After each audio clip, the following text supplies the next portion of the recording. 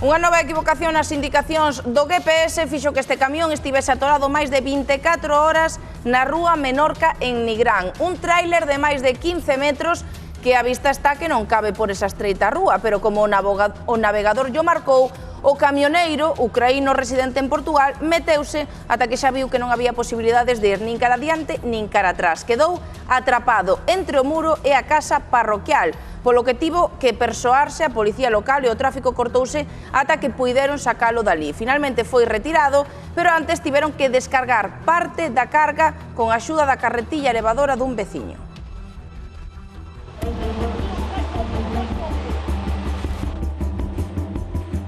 Mónica, ti viches pasar o camión por aquí e intentaches avisar de que por aquí non iba a ter...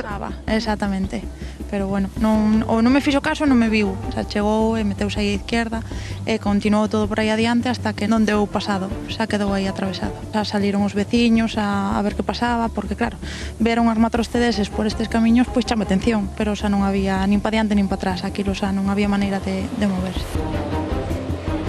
Imagino que a paz que tedes aquí con isto do camión quedaría por un momento bastante tocada. Histórico. Venía de aquella zona de allí y ya de allí ya no pasaba bien y se metió hasta el fondo, pero raspando con todas las paredes. Debería parar y darle marcha atrás, pero no, él todo para adelante y a romper con todo. Pasou máis veces que se colase así algún camión por aquí? Sí, é bastante habitual. De feito, esta mañán pasou tamén un camión grúa e chegou aí, pero bueno, xa se deu conta, el parou e nada, deu volta e saiu. Esto ya fue afectado donde él ya había investido él con el camión y había arrancado ya cachos de hierro del camión ahí. O camión estuvo un día entero aquí, atrapado. De aquí non saliu.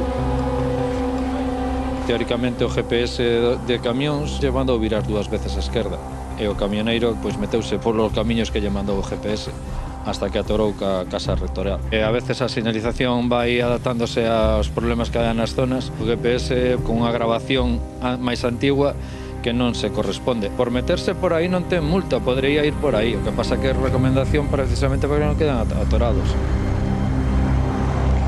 Atopamos este sinal nada máis sair da autopista. Indica a ruta a seguir por camións. Está nun lateral e puido pasar desapercibido para o camioneiro que se equivocou. El puxose nervioso, lóxicamente. A verdade que ten unhas mans de 10, porque meterse onde se meteu e 4 rasguños que lle fixo ao camión, un fenómeno para maniobrar por aí. Puxeron unha carretilla elevadora, descargaron, porque viña moi cargado, el decía que traía sobre 11.000 kilos, e nada, descargaron, outros eran no pai po torreiro, e despois ca carretilla foron levantándolle pola parte de atrás e foron o guiando para sacalo hasta aquí. Tería multa ao final que fixo, que sí que ten unha restricción de tonelaxe. Xa non é só a multa, que na casa que quedou bloqueado é a casa rectoral e agora se mandará a inspección de urbanismo para que miren se está algo dañado e se é unha vivenda patrimonial. O sea, que este despiste puido lle sair caro ao camioneiro. Sí, totalmente.